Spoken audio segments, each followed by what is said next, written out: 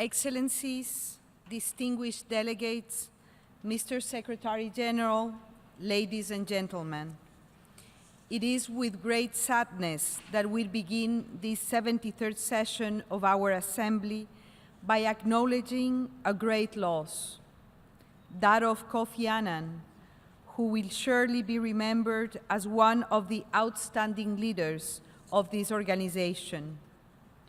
But it is also eminently fitting that we remember him on this day, a day fixed by the Assembly 70 years ago, on his watch and with his strong support as International Peace Day. For no one labored more tirelessly or consistently in the cause of peace than did Kofi Annan. Kofi Annan was a great Secretary General because he understood that peace cannot be achieved in isolation. He subscribed fully to the principles set out in the preamble to our Charter and knew that they are mutually interdependent. Succeeding generations will not be saved from the scourge of war unless and until human beings can have faith in fundamental human rights, in the dignity and worth of the human person, in the equal rights of men and women and of nations, large and small. Unless and until conditions are established under which justice and respect for the obligations arising from treaties and other sources of international law can be maintained. Unless and until we succeed in promoting social progress and better standards of life in larger freedom. In larger freedom was indeed the title of Kofi Annan's report to this Assembly in 2005, in which he asserted that peace and security, development and human rights are the three indispensable and mutually reinforcing pillars of the organization. And 5 years earlier, he had submitted his Millennium Report, using as its title the very first words of the Charter, "We the peoples." It fell to him to guide us from the 20th century into the 21st, and he knew well that in the 21st century, the United Nations would have to convince the peoples of the world, not just the governments, that it was doing something useful to them, something that offered them hope of a better and more rewarding life. His genius lay in his ability to enlist the member states in a common effort to achieve that end. Perhaps no other Secretary General could have persuaded this Assembly not only to mark the year 2000 by convening at a summit level, but also to commission a report from him which articulated the aspirations of humanity as it embarked on the new millennium, and which formed the basis for the Millennium Declaration, including the Millennium Development Goals. Rightly, he cited this as his greatest achievement.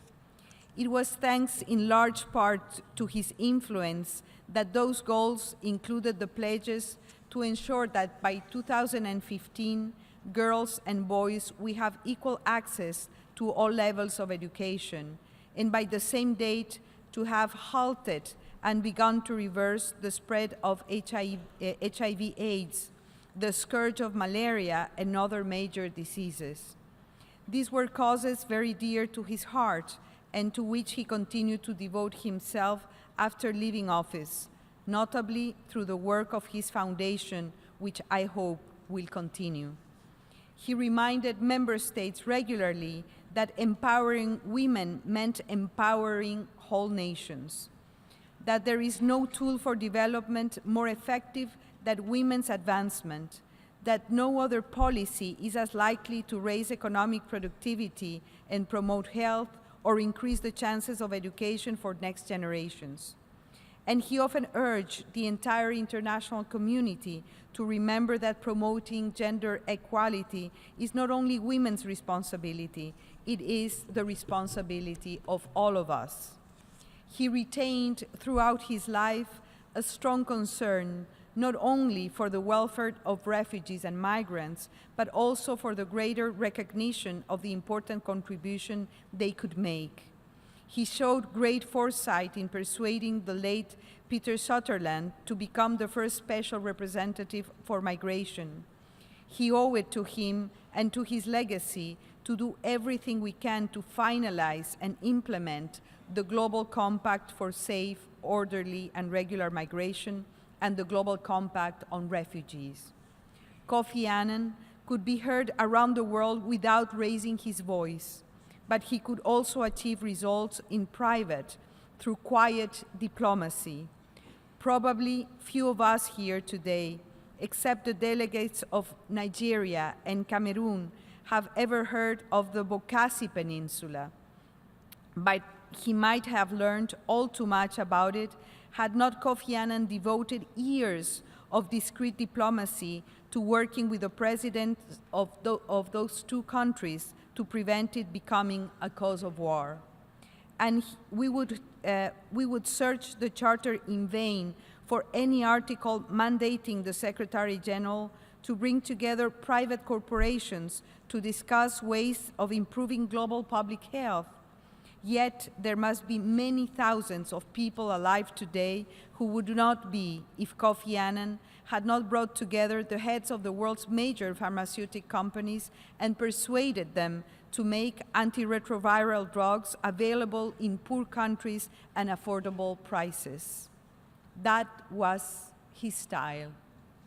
It is true that he disliked confrontation, but this was deliberately and carefully considered choice.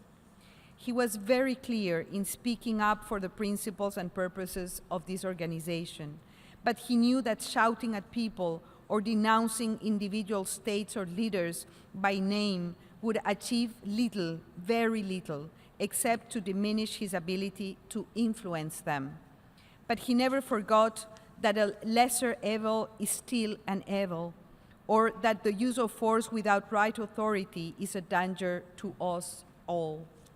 In this moment, when we all feel his loss, let me express my special sympathy to his wife, Nan, who was a tower of strength for him throughout his time in office, and since to their children, Kojo, Ama, and Nina, who are also with us today.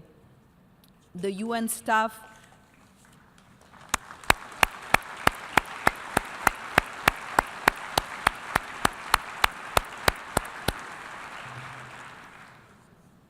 to the UN staff who work with him here and around the world, all of whom must feel a little orphaned today. And finally, to the people of Ghana, who were so proud of him and laid him to rest so magnificently last week. The late Kofi Annan loved the Akan proverbs of Ghana. One such proverb goes, and I cite, "We go to a funeral to mourn the living." As we mourn the loss of Mr. Annan, we are reminded of how much work is left to be done to build the legacy of the former Secretary General.